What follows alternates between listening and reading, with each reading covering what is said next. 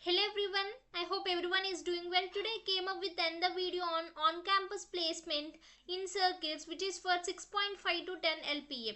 It is occurred in 2025 June, right? Before going into the video, if you are new to the channel, please do subscribe, share and like my videos. If already a subscriber, please hit a like so that it motivates me to do more and more videos for you. Right, let us going into the video.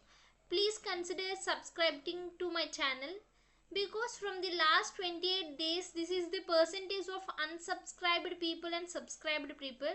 See, you are seeing my videos without subscribing, right? Please do subscribe if you feel these videos as informative, right? Okay, and round 1, they have given 4 coding questions and for 90 minutes. In my previous video I have discussed with you 2 questions, and in this video we are going to see the next 2 questions. That means third and fourth questions we are going to see in this video along with the solutions. Okay, third question. Maximum sum subarray of size k. You are given an array of integers and an integer k. Your task is to write a program that returns the maximum sum of continuous subarray of size k. Let us see the input and output. Input, an array of integers. You are given with array of integers and an integer k representing the size of the subarray. And output should be an integer representing the maximum sum of any subarray, and it should be continuous of size k. Let us see. You are given with input 2, 3, 4, 5, 6, 1, 9 and k value is equals to 3. Right? Okay. Explanation. Sum of maximum sum you have to return, right? So it should be continuous, right?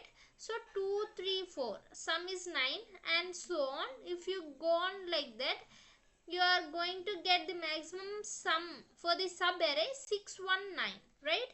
So output is 16. You have to return that.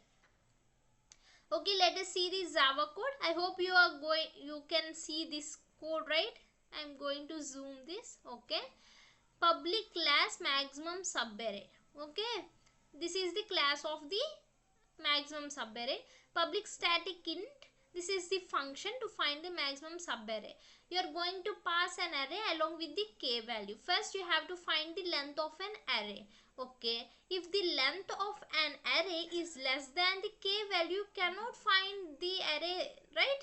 So it is invalid. System.out.println, invalid array size is smaller than k. Okay, return -1. Okay, then compute the sum of first window of size k.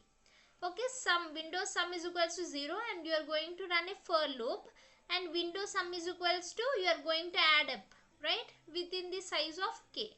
Okay, if then you have to exchange it. If the you are going to put the window sum with the maximum sum. Okay, you can just store the window sum in the max sum variable, right? Okay, slide the window from start to end. Okay, and you are going to start from k until the n and I plus plus. What you are going to do, you are going to subtract array of I minus array of I minus k.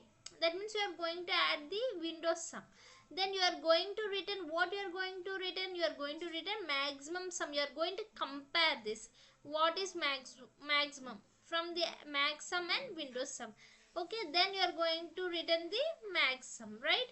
And this is the array and this is the k value, and this is how you have to write the Java code. You are good with Python code, you can choose Python code. You are free to choose your own language, right? Okay, this is the third question. I hope you got with the third question. This is third question. You are given an array, right? And you have to print the maximum sum of the subarray of size k. Okay, fourth question. Key occurrence counter. You are given a string containing multiple keywords, words separated by spaces. Your task is to write a program that returns the count of each keyword up to its current position in the string. Input. A single line containing n space separate keywords case sensitive. Output a line of n integers where the nth integer represents the number of times the ith keyword has appeared so far. I hope you have got confused with this question. Let us see the example so that you can get clear idea on it. See, you are going to get an input with the keywords. Okay, these are the keywords. You are going to get the input in this way. Then what is your task? A single line containing n spaced separate keywords. Output should be a line of n integers where ith integer represents the number of times the ith keyword has appeared so far. Okay, you have to print the count of that keyword. See, load has occurred once, right? Save 1. Export 1, but load has repeated, so you have to repeat its count and you have to print that. And first occurrence count is 1, save first occurrence count is 1, export first occurrence count is 1, load second occurrence of load count is equals to 2. Case sensitive, so load and load are considered different. Okay, right. Okay, this is the question and this is the solution for it, and this is the function.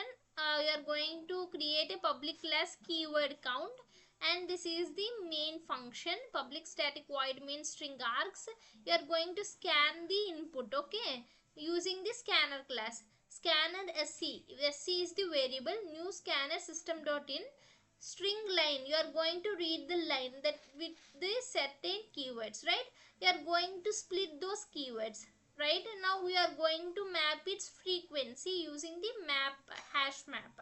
Then you are going to print that. See, map dot out word dot its a default count. Okay, system dot out frequency map dot get word and as well as its count. This is the Java code. If you feel this video is very informative, please hit a like and subscribe to my channel and share with your friends. And please support me. Thank you so much. I hope you are going to support my channel. Please see the ratio of subscribed and unsubscribed. So please subscribe to my channel. Thank you so much for your support. Thank you.